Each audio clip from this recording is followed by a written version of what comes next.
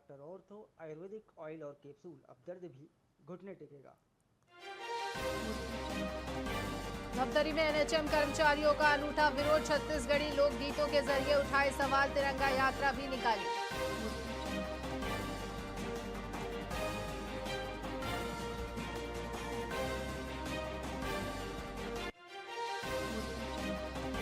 राजनांदगांव में स्कूली बच्चों को मिली सुरक्षा की शिक्षा, सेल्फ डिफेंस, साइबर सुरक्षा और कैरियर गाइडेंस पर दी गई जानकारी, 200 से अधिक छात्र शामिल।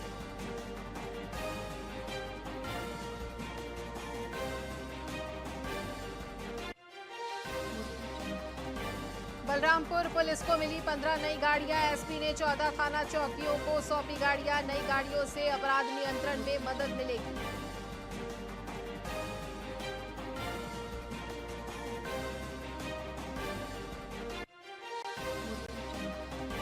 छत्तीसगढ़ में सरकार लगाएगी 2,21,145 पौधे, एसएचजी करेगी निगरानी, हर महीने मिलेंगी 9,000 रुपए सैलरी।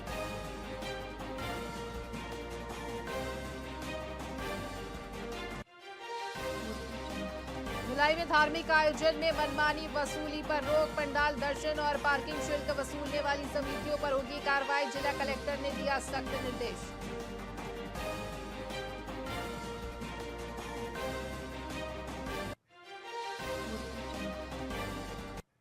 नमस्कार, स्वागत है आपका वीआईपी न्यूज में। मैं हूं आपके साथ आयुषी सुनवाने। रुक करेंगे खबरों की ओर। बेमित्रा के कोहड़िया गांव में एक स्टील प्लांट की स्थापना के खिलाफ जन सुनवाई के दौरान ग्रामीणों ने कड़ा विरोध जताया। छत्तीसगढ़ पर्यावरण संरक्षण मंडल भिलाई द्वारा आयोजित इस जन सुनवाई में आसपास के गांव के लोग भी शामिल हुए। ग्रामीणों का कहना है कि बेमित्रा एक कृषि प्रधान जिला है और यहाँ स्टील प्लांट लगने से प्रदूषण बढ़ेगा, जिससे लोगों के स्वास्थ्य और खेती किसानी पर बुरा असर पड़ेगा। उन्होंने मांग की है कि जिले में कृषि पर आधारित उद्योग स्थापित किए जाए ताकि किसानों को सीधा फायदा मिल सके। जनसुनवाई में एक स्वर में सभी ने स्टील प्लांट का विरोध किया।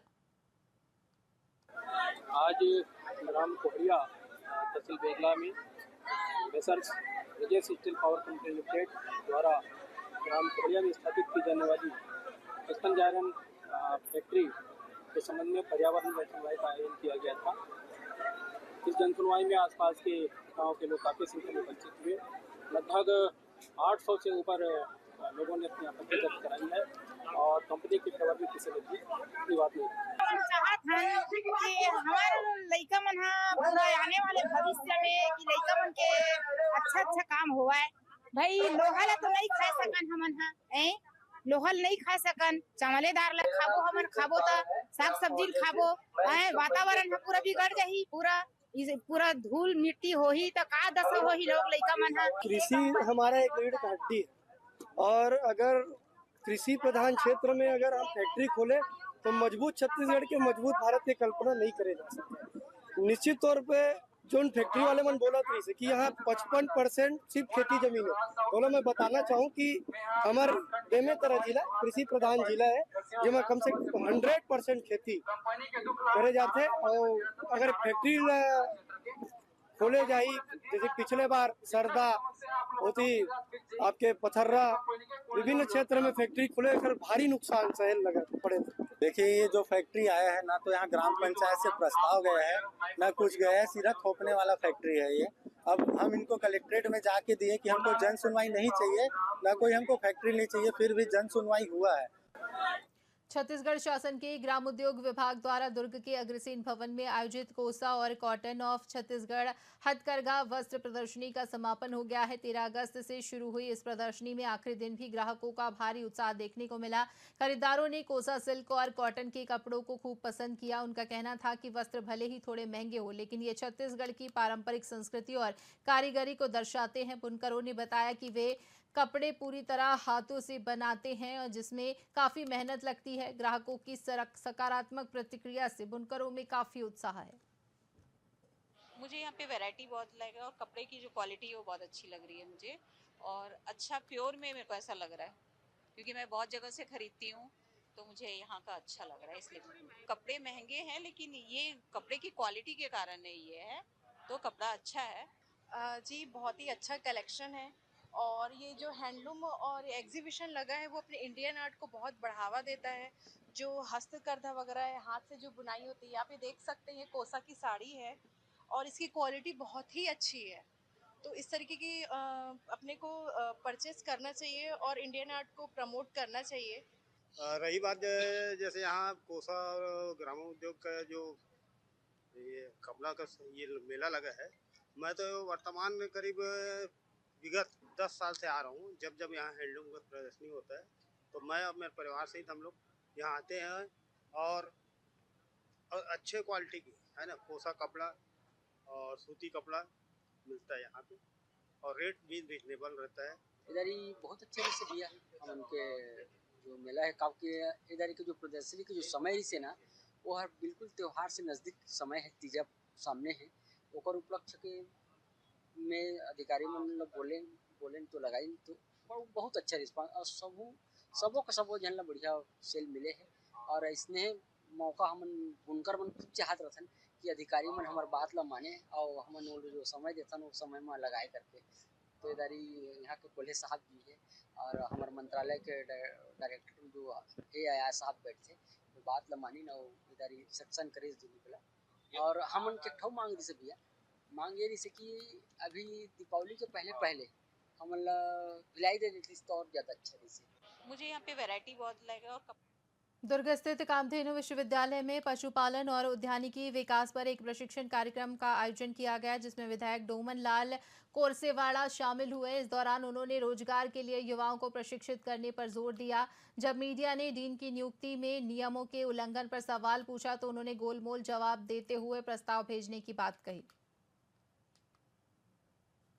कुक्कुट पालन 3 दिवसीय प्रशिक्षण में आए हुए हमारे जसपुर जिला से कुनकुरी और कोटला के क्षेत्र से हमारी बच्चियाँ आई हुई है, उनको 3 दिन का प्रशिक्षण दिया गया है और वैज्ञानिक प्रशिक्षण के माध्यम से स्वरोजगार उपलब्ध कराने की योजना को प्राथमिकता दी है और ऐसे अवसर पर मुझे इसका प्रमाण पत्र वितरण हेतु मुझे आमंत्रित किया गया था जिसमें अपनी उपस्थिति प्रदान किया हूँ।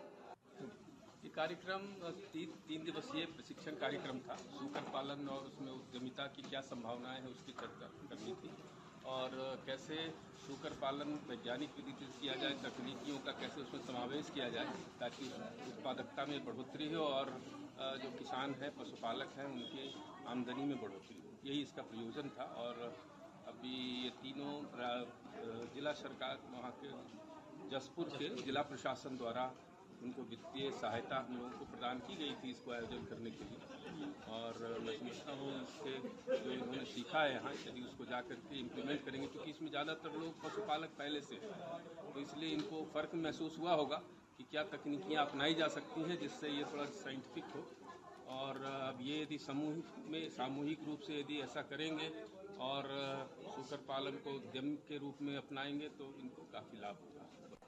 एकलव्य आदर्श आवासीय विद्यालय की राज्य स्तरीय क्रीड़ा प्रतियोगिता का समापन बहतराई स्टेडियम में हुआ। कार्यक्रम के मुख्य अतिथि आदिम जाति कल्याण मंत्री रामविचार नेताम थे जबकि अध्यक्षता बेलतरा विधायक सुशांत शुक्ला ने की। प्रतियोगिता में सरगुजा क्षेत्र से 996 अंकों के साथ ओवरऑल चैंपियन का खिताब जीता। वहीं बस्तर क्षेत्र दूसरे स्थान पर रहा। मंत्री नेताम ने विजेता खिलाड़ियों को सम्मानित करते हुए कहा कि खेलों का जीवन में उतना ही महत्व है जितना पढ़ाई का। प्रतियोगिता में प्रदेश के 75 एकलव्य विद्यालयों के करीब 1500 छात्र छात्राओं ने भाग लिया और 20 विभिन्न खेलों में अपनी प्रतिभा दिखाई। आपका इस समय खेलने का, कूदने का, पढ़ने का, लिखने का सब जीवन में जितना पढ़ाई का जितना महत्व है उतना ही हमारे बाकी खेल कूद के साथ साथ जो हमारे संस्था चल रहे हैं उन संस्था में अन्य जितनी भी गतिविधियां ये सब जरूरी है। राजनांदगांव के स्तंभ चौक में स्वदेशी जागरण मंच और स्वावलंबी भारत मंच के कार्यकर्ताओं ने विदेशी वस्तुओं का प्रतीकात्मक पुतला दहन किया। बता दें कि ये प्रदर्शन अमेरिका की ओर से भारत पर लगाए गए टैरिफ और चीन की नीतियों के विरोध में किया गया। आयोजकों ने लोगों से विदेशी वस्तुओं का बहिष्कार कर स्वदेशी उत्पादों को अपनाने की अपील की। राष्ट्रव्यापी ये आंदोलन चल रहा है जिसमें विदेशी वस्तुओं का बहिष्कार, चाहे वो चीन का सामान हो, चाहे वो अमेरिका का सामान हो, जो भारत के नींव को कमजोर करने का काम कर रहे हैं और हमसे ही पैसा लेकर हमारा ही नुकसान कर रहे हैं, ऐसे सामानों का बहिष्कार करने के लिए एक प्रतीकात्मक रूप से यहाँ पुतला दहन किया गया है, जिसमें राजनांदगांव के स्त्री और पुरुष और नागरिकों ने बढ़ चढ़ कर हिस्सा लिया है। हमारे देश में भी अभी नरेंद्र मोदी प्रधानमंत्री द्वारा ऐसे ऐसे उत्पादनों का प्रारंभ किया जा रहा है जो चीनी सामानों को टक्कर देगा। इसीलिए आगे का समय भारत का बहुत स्वर्णिम है। भारत को आगे बढ़ाना है, स्वदेशी अपनाना है। राष्ट्रव्यापी। इसी के साथ खबरों में फिलहाल इतना ही। बने रहिए वीआईपी न्यूज के साथ। मुझे दीजिए इजाजत। नमस्कार।